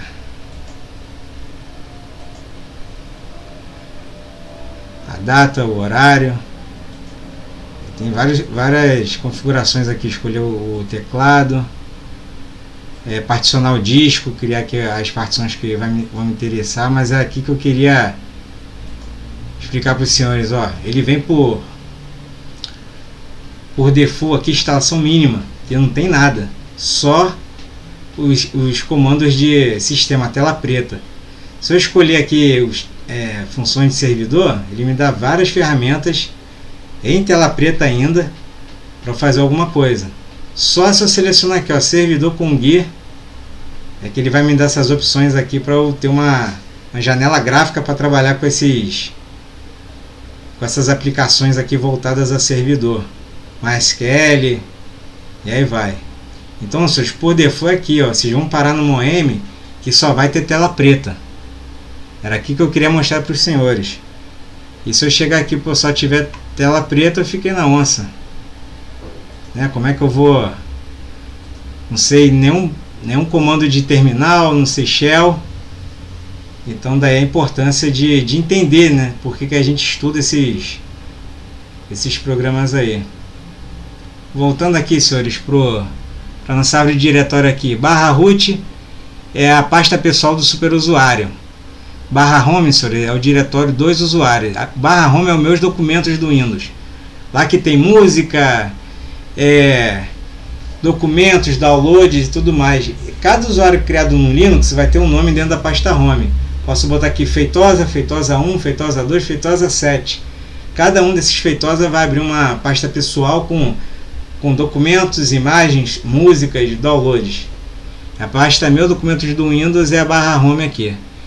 A /home do sistema, senhores, é /home. É dentro de home, tem o nome do usuário. E dentro desse nome de usuário tem essas subpastas, né? Vamos passar aqui, ó, /opt, senhores, só para mencionar.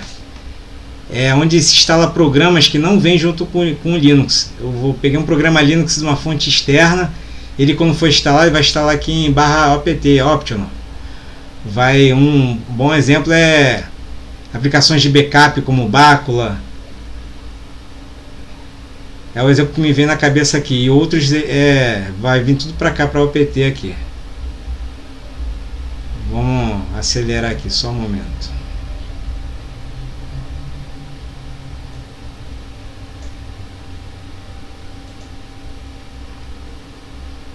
E aqui vem uma parte aqui que eu não vou ficar falando muito, senhores. São os comandos aqui, ó. O que eu quero tirar daqui para vocês aqui?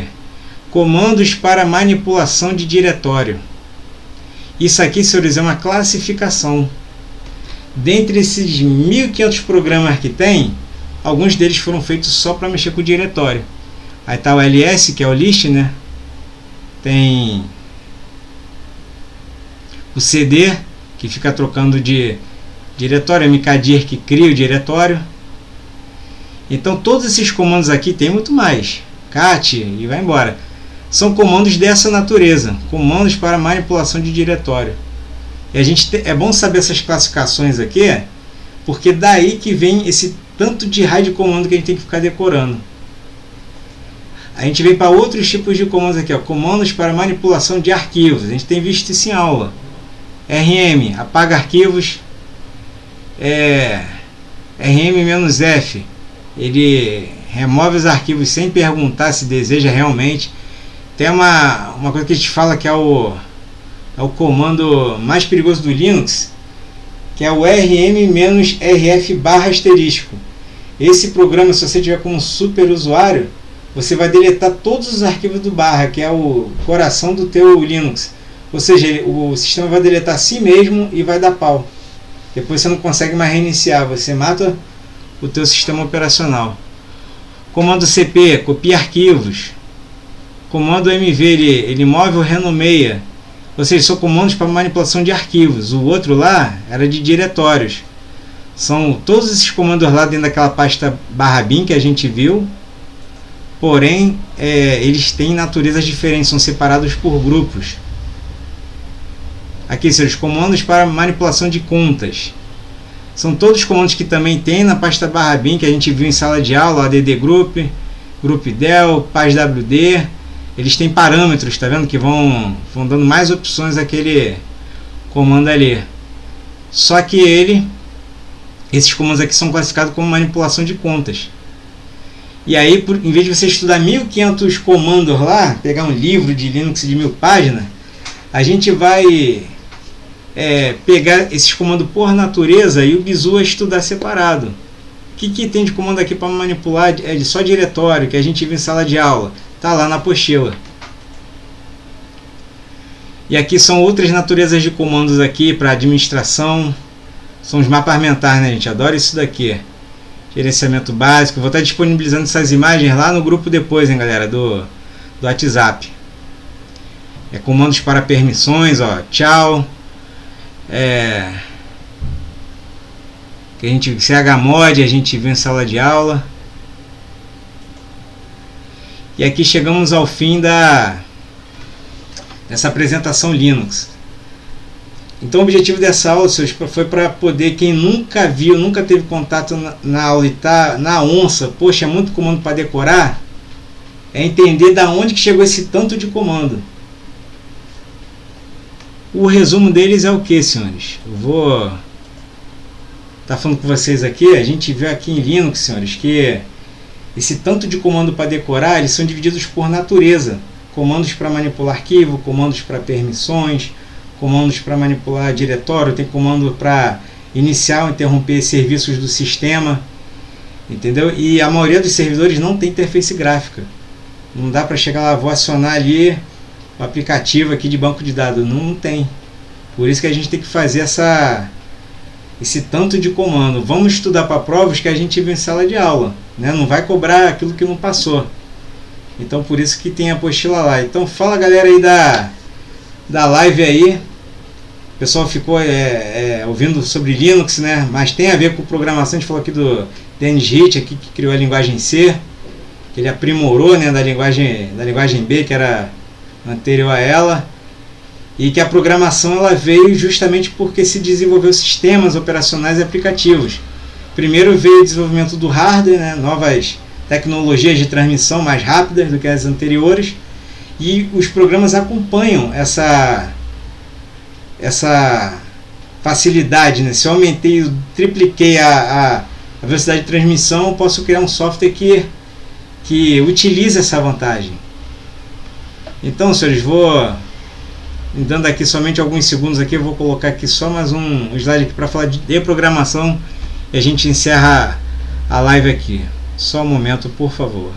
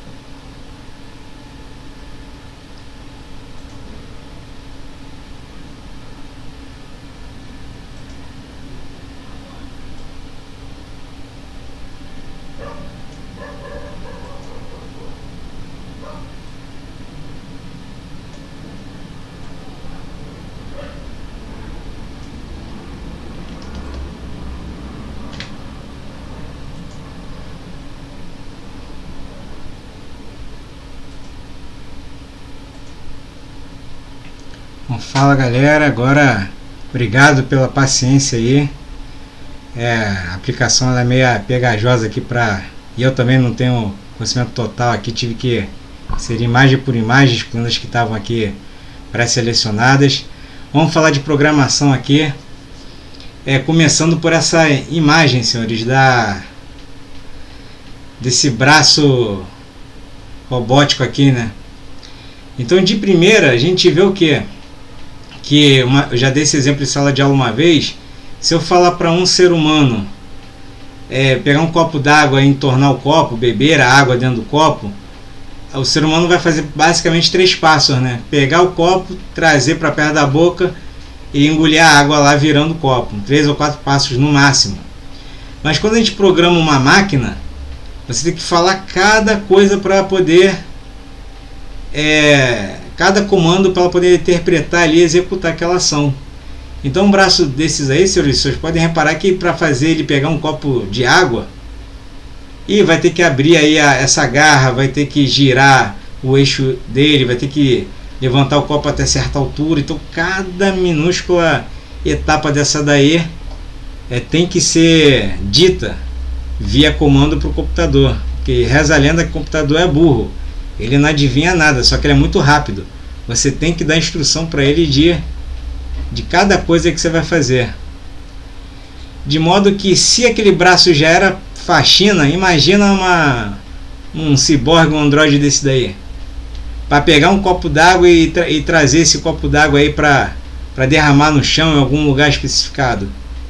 É muita variável, muito comando, e aí entramos no conceito de algoritmo, senhores. Vamos iniciar aqui sobre algoritmo, falar superficialmente sobre ele para o pessoal entender assim como Linux.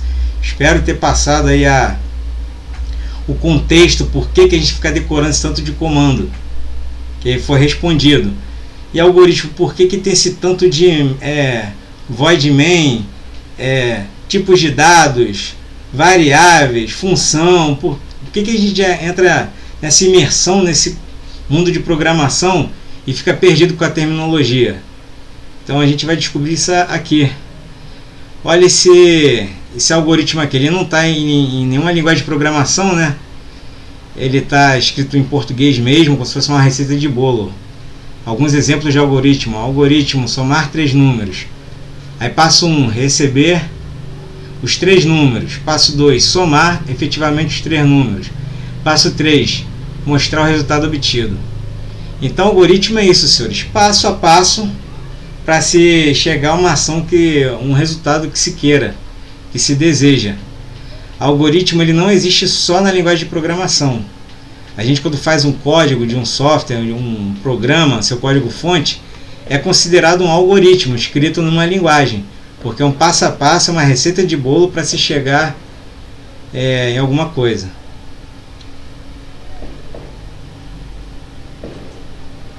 Aqui mais alguns exemplos, né, de algoritmo escrito em português, em linguagem informal, passo a passo para fazer algo. Só que aqui para o ser humano, senhores, é tranquilo, a gente interpreta isso. Nossa mente, a mente humana é incrível.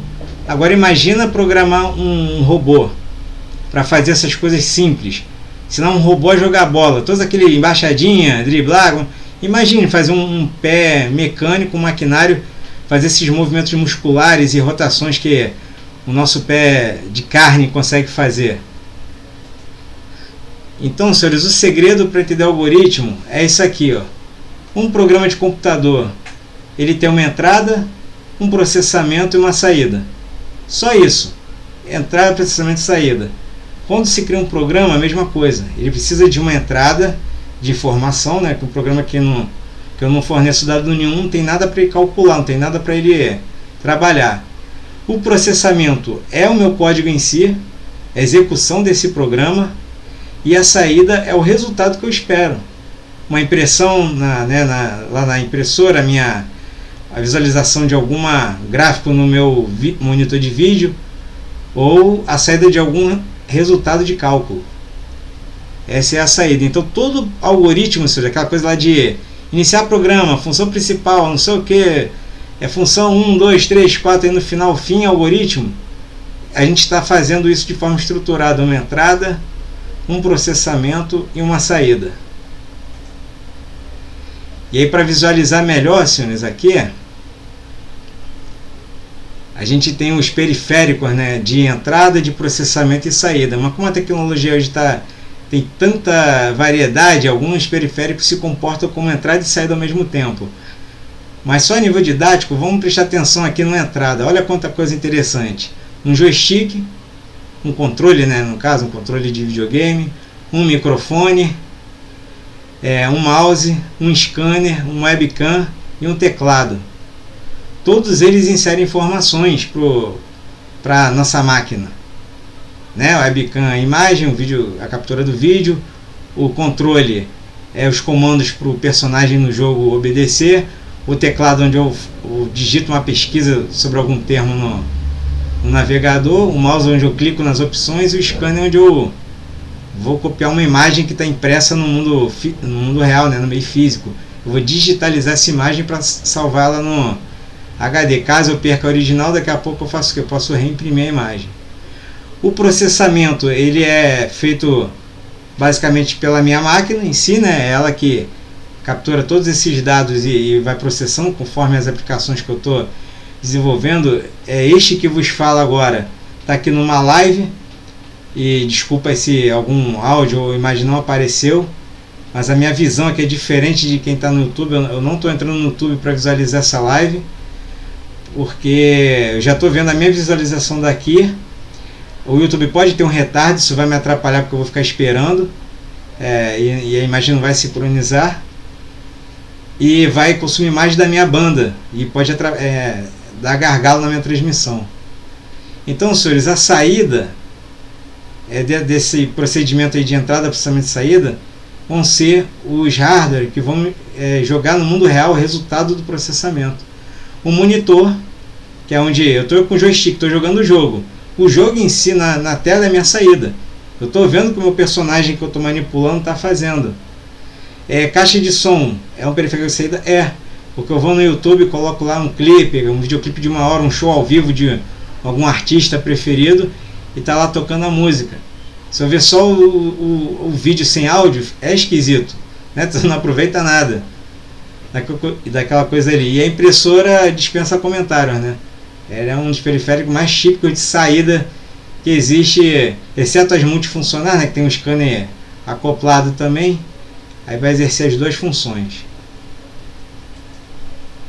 Então, senhores, um paralelo aqui, porque as pessoas têm dificuldade de algoritmo e não dá para a gente ficar executando código aqui. Isso aí vai ser uma coisa que a gente vai ter que estudar no Portugal Studio, mas isso aqui é para entender por que tem aquela sintaxe cheia de exigência.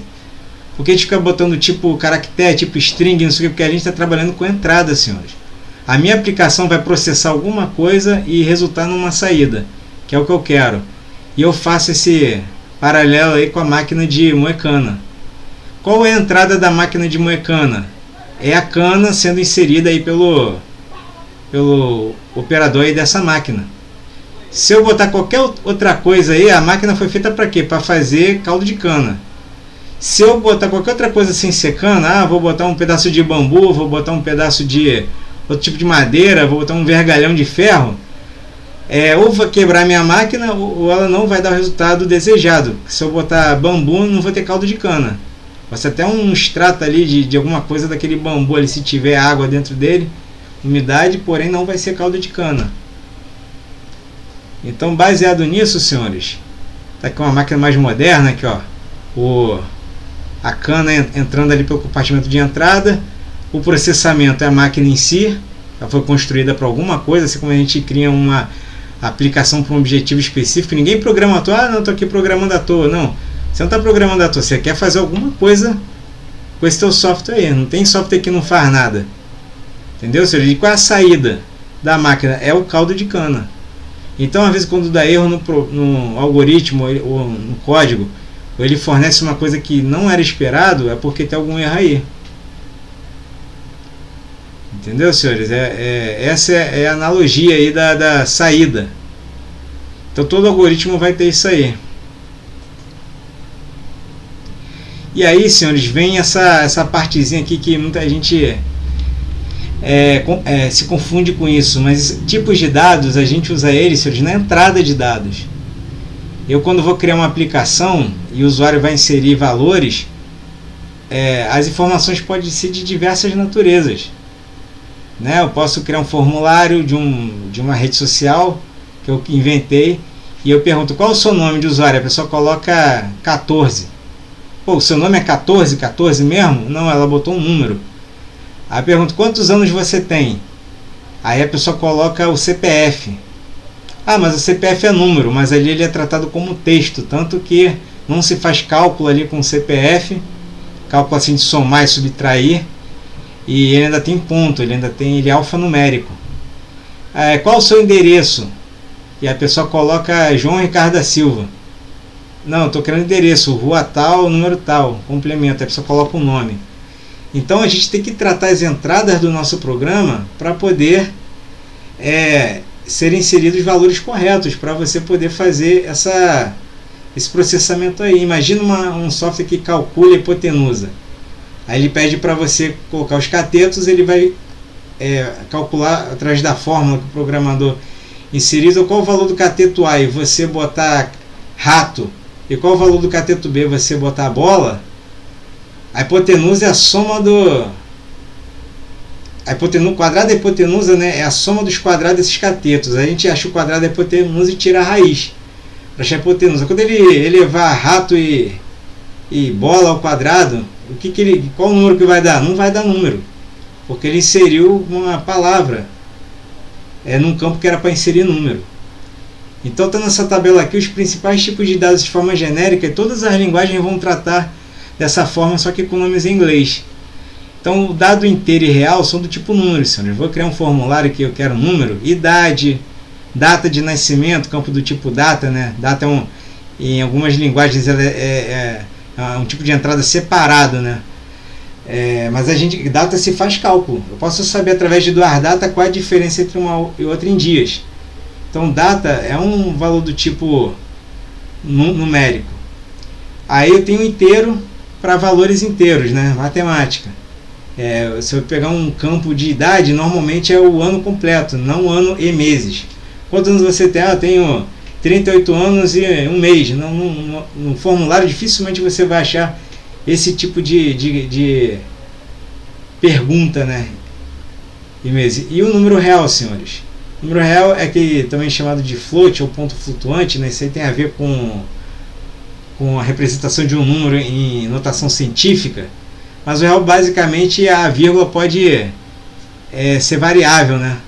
Você pode ter real com 2 casas, real com 1000 casas, e por aí vai. E o conjunto dos números reais abrange uma gama de valores maior do que o conjunto dos números inteiros. Então, tem valores que a gente usa reais, por exemplo, dinheiro. Vou criar um programa para calcular o meu lucro do dia de venda de uma barraquinha que eu tenho de lanche. Aí eu coloco que meu saldo inicial é R$200 de troco em notas pequenas. Vou fazendo a venda aí fiz aí R$1.000 de venda num dia, só para dar um exemplo. Total de caixa R$1.200. Quanto que gastou dentro dessa venda? Você tem um custo, né, para aquele produto. Tira o custo, então qual é o lucro do dia? Esse valor vai dar normalmente em reais e em centavos até 2 casas decimais. Por isso que quando se trata de campos que mexem com dinheiro, é o campo do tipo real. O campo do tipo caractere, senhores, está dizendo aí, define variáveis do tipo string ou cadeia de caracteres. Nada mais é que o campo tipo texto. Aí alguns perguntam, para que esse nome estranho de string ou cadeia ou caractere? Enfeitar o pavão, senhores, para escrever livro, para os babiças na área ter um linguajar mais culto. Podia botar a palavra text, o campo de tipo text em inglês quer dizer texto do mesmo jeito, tá safo. Mas não, tem que enfeitar o pavão aí. Quais os campos que eu vou ter que tratar a entrada como tipo texto, senhores? Nome, sobrenome, endereço. O campo de telefone são números que você insere, porém ele tem máscaras, né? Ele tem ponto, parêntese, traço, e não se calcula nada com o telefone, eu não somo 2 telefones. Assim como o CPF, apesar de terem números, né, na sequência, por não serem realizados cálculos com eles são do tipo texto. E aí vem o principal campo também do tipo lógico, que em outras linguagens a gente chama de booleano, que é do tipo verdadeiro ou falso, mas na verdade ele é um campo que só assume dois valores. Aí a gente interpreta verdadeiro ou falso, 0 ou 1, ligado ou desligado, qual o sexo daquele usuário ali, masculino ou feminino, aí tá lá M ou F, ele só vai assumir dois estados. Por isso que existem esses campos do tipo lógico. Aqui é um exemplo aqui do formulário do Facebook para logar, né, senhores? Ele tem um campo aqui, e-mail ou telefone e a senha. Então, quando programou-se esse formulário aqui, ele vai entender, ele foi programado para receber dados do tipo texto. Telefone é texto, senhores. E a senha do tipo aqui alfanumérico, que é texto também. Embora eu possa colocar números na minha senha, não vai fazer cálculos com esses números.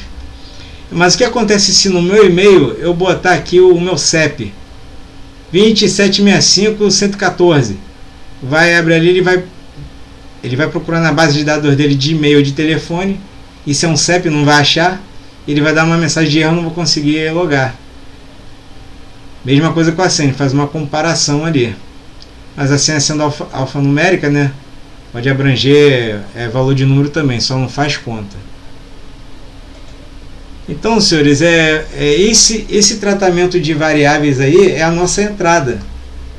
É a nossa entrada.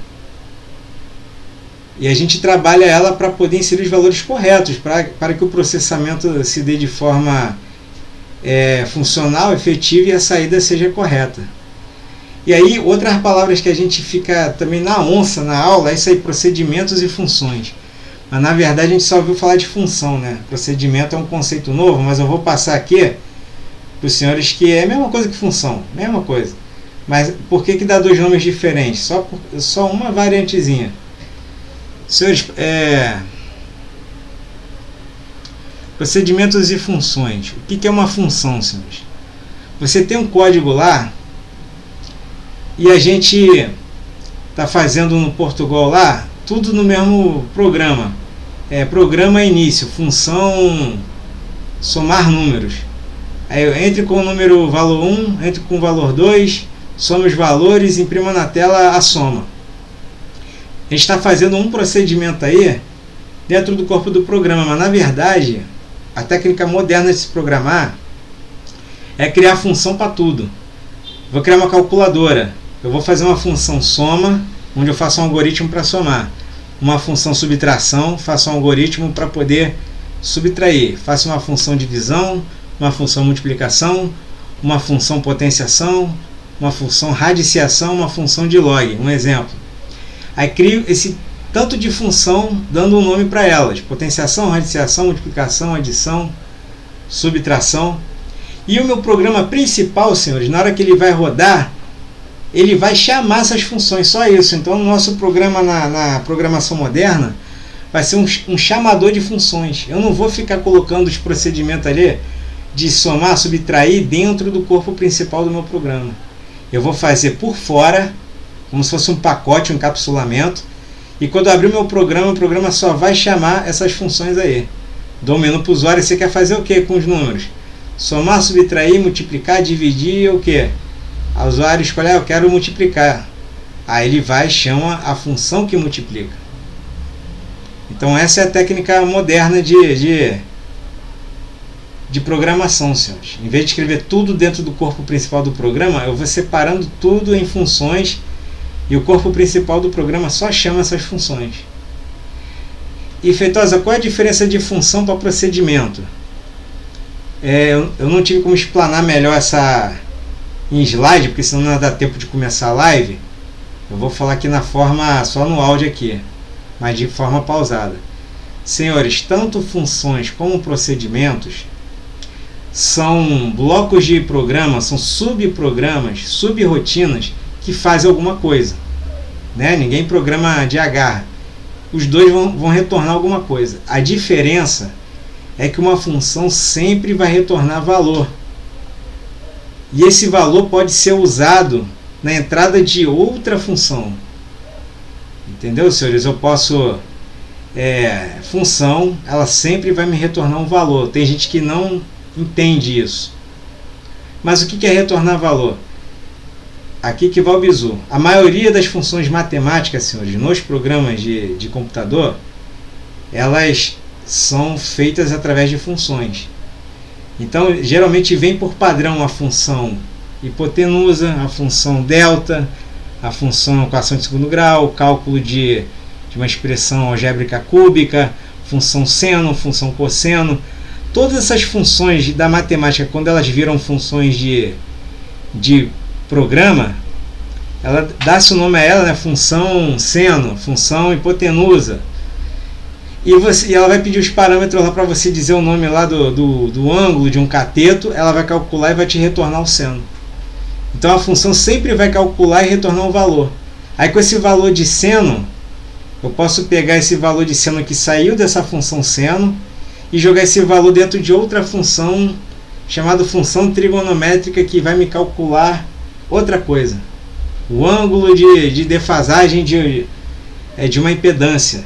Ou seja, a função dentro da linguagem de programação, ela vai pegar uma entrada de dado, um valor, vai calcular, vai gerar uma saída, um número, e esse número pode ser usado dentro de outra função para fazer outra coisa. Então, aí que se diz que a função sempre retorna valor. Se a função não retornar nada, ela está pegando para ela. Pô. Não teve sentido programar ela, mas faça apagá-la do programa. E o que é o procedimento? O procedimento, senhores, é um bloco de código, assim como a função executa alguma coisa. Só que o procedimento pode retornar valor. Eu posso criar um procedimento chamado hipotenusa, procedimento seno, procedimento trigonométrico, e ele vai me retornar valor igual uma função. Vai agir a mesma coisa, vai ser o sinônimo da função. Só que existem procedimentos que não retornam valor. Eu posso criar um bloco de código, senhores, que me dê o dia da semana, ou o dia do mês, ou a data de hoje, como aquele comando date, né? Posso criar um programa, verificar quantos dias faltam para o pagamento. A gente está no dia 25, o PG vai sair dia 4 de maio, um exemplo, aí ele vai me dar esse número em dias. Então o procedimento aí nesse exemplo está me retornando um valor. Ele está se comportando como uma função. Mas eu posso criar um procedimento que simplesmente imprima coisas na tela. Eu quero um procedimento que imprima na tela trechos de poesia. Essa saída de poesia, esse trecho de poesia, senhores, não é um valor.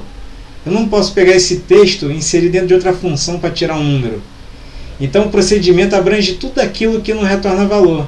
Impressão, ele pode modificar a permissão do arquivo de um usuário, um procedimento para me listar o usuário logado. Essa saída de usuário logado não é valor numérico. Não é valor que eu vou pegar esse usuário logado e fazer uma conta com ele. Não é. As saídas do tipo print, do tipo ecrã, são saídas que não é um valor numérico. Então quando eu vou utilizar blocos para fazer isso, quero um procedimento que eu pegue uma frase e ele coloque toda a primeira letra de cada palavra em maiúsculo. Aí a frase é: se essa rua fosse minha, eu mandava ladrilhar. Ele vai pegar a primeira letra de cada palavra e vai retornar um print lá, a mesma frase com cada palavra com sua letra maiúscula. Está retornando o valor que está retornando uma frase. Não, a frase nesse sentido não é valor. Quando a gente fala que função retorna valor, é valor numérico. E o procedimento pode retornar valor numérico ou não, mas a função não. A função, uma regra dela, sempre retornar valor. O que nos leva a esse PS aqui da linguagem C. Esse slide aqui, senhores. Void main, int main. Por que o C tem essa função main e a gente fica colocando void toda hora? A gente faz isso por osmose e nem sabe por quê. Porque lembra na aula de Linux, olha a aula de Linux aí, a linguagem C veio lá dos anos 60. Nos anos 60 se programava ali cada espaço de memória valia ouro, seus, porque a memória daquela época era muito pouco. Hoje em dia a gente tem gigas de RAM. Naquela etapa não. Aquela etapa era contadinha ali, cada endereço de memória, o cara botava a variável ali e gravava ali e manipulava aquilo ali. que a gente chama aquela galera, né, daquela etapa de escovadores de bits, principalmente a galera do Assembly. Mas o C, ele foi quem cria dita regra, eu já disse isso lá na aula de Linux, que a função, o programa em C, a aplicação, vai ter pelo menos uma função, que é a função principal, a função main. Poxa, mas e a função main, se eu botar o hello world, alô mundo, aquela saída ali, senhores, do printf ali, é uma frase que ela escreve, aquilo não é um valor que ela está me retornando. Por isso que a gente, com toda a função obrigada a retornar valor, criou-se essa cláusula void aí, para informar o sistema que void é vazio, é uma função que deveria retornar um valor, mas que dessa vez vai retornar vazio. E aí dentro dela a gente cria o corpo principal do programa. Qualquer outra função que criar em C vai estar retornando valor.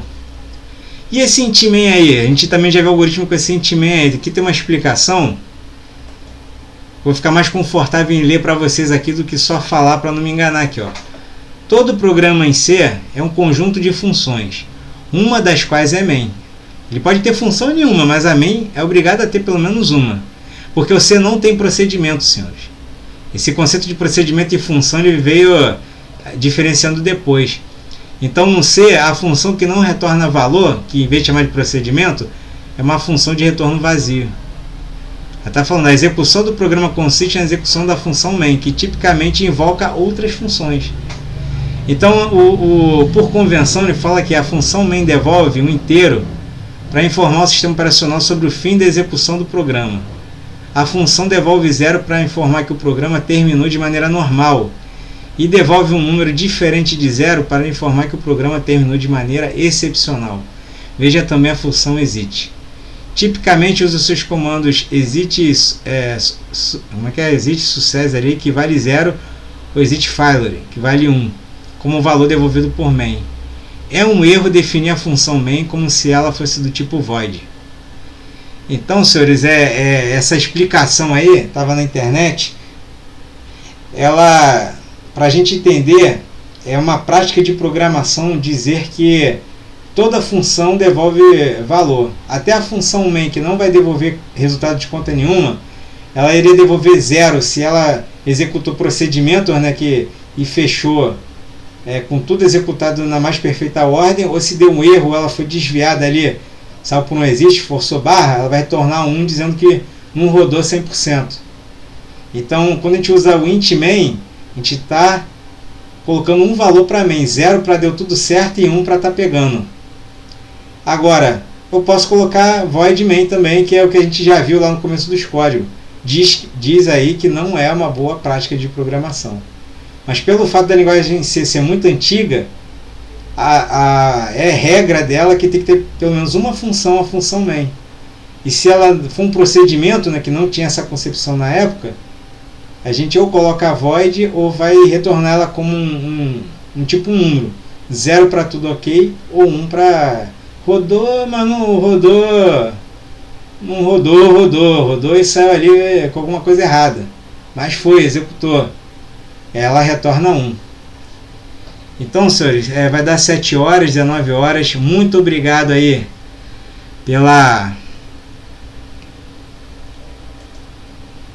por terem ficado aqui comigo, né, senhores, aqui esse tempo todo aí. Vou estar aqui me despedindo dos senhores. Muito obrigado aí pela honra. Quem não assistiu hoje essa transmissão, vou botar no YouTube em outra data aí, e o pessoal quiser assistir pode também. Eu já sou programador, já sei tudo de Linux, essa aula toda efeituosa não me serviu para nada. Mas eu acredito que quem nunca viu na vida, pelo menos tem noção do porquê das coisas. Agora não vai olhar como aquele bicho de 7 cabeças, né? Já passei por isso em inglês. Tem professores e cursos que você chega sem nada de inglês, garoto de 12, 13 anos, joga no curso, a professora chega falando inglês, sem nada. E fala a aula toda em inglês, você fica boiando. Eles dizem que quando joga o aluno na imersão tudo no inglês, com o passar do tempo, depois daquele susto inicial, ele vai começar a entender tudo em inglês e pensar em inglês. Se ficar falando, traduzindo do inglês para português, ele vai ficar fazendo tradução e não vai pensar em inglês. Algumas pessoas se dão bem com isso, mas outras, nossa, é um bicho de 7 cabeças, assim como informática. Então, senhores, obrigado aí. 19 horas, o tempo foi de 17 às 19, como prometido. Não consegui trabalhar com programação aqui, passei 2 dias montando esse conteúdo aí. Vou estar aqui me valendo aqui para vocês terem noção da dedicação. Eu estudei para minha prova fazendo isso aqui. Estou aqui com esse livro, ó, a Bíblia aqui, Bíblia de Linux. A história do Linux praticamente veio dele aqui. Eu fiquei utilizando imagens para poder concatenar isso, né? Vocês me dão licença aqui, vou só pegar mais uma referência aqui para mostrar aos senhores. Esse livro aqui, ótimo, de Shell Linux. Galera, aqui outra Bíblia também, né? Pô, Feitosa, tu lê isso tudo? Não. A gente compra porque é um guia de referência. Eu esqueço alguma coisa, estou sem internet. O livro tá lá, o conhecimento tá lá. Um dia, uma terceira guerra aí, explode esses cabos submarinos aí, acaba com a internet e pelo menos eu vou ter o meu acervo. Vou estar exibindo esses livros para os senhores aqui como referência, porque, senhores, Linux vai fazer parte da vida do telemático. Toda OM tem servidor Domino, servidor Samba e por aí vai. Esse aqui é o Guia do Administrador do Sistema, é o livro mais indicado para esse aqui, para o cara ser conhecedor geral do Linux, não babiça, mas conhecedor. Esse aqui para o cara ser babiça de Linux mesmo, trabalhar com Linux. Esse aqui é para tu ser babiça em, quem conseguir ler tudo, né?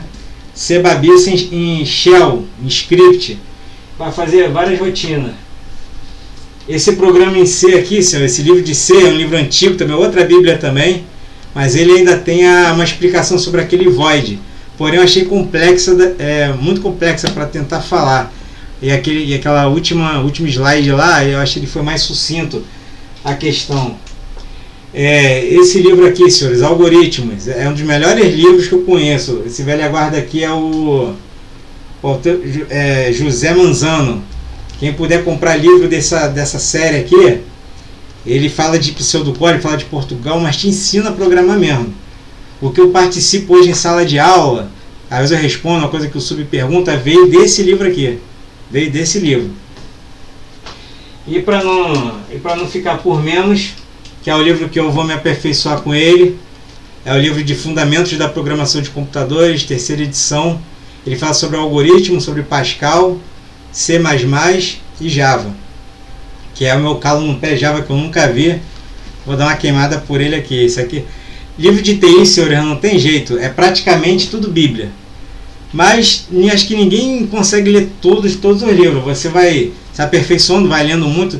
Acho que a gente vê mais pela internet, YouTube, do que livro em si, mas está lá a referência. Eu sempre penso na Terceira Guerra, senhor.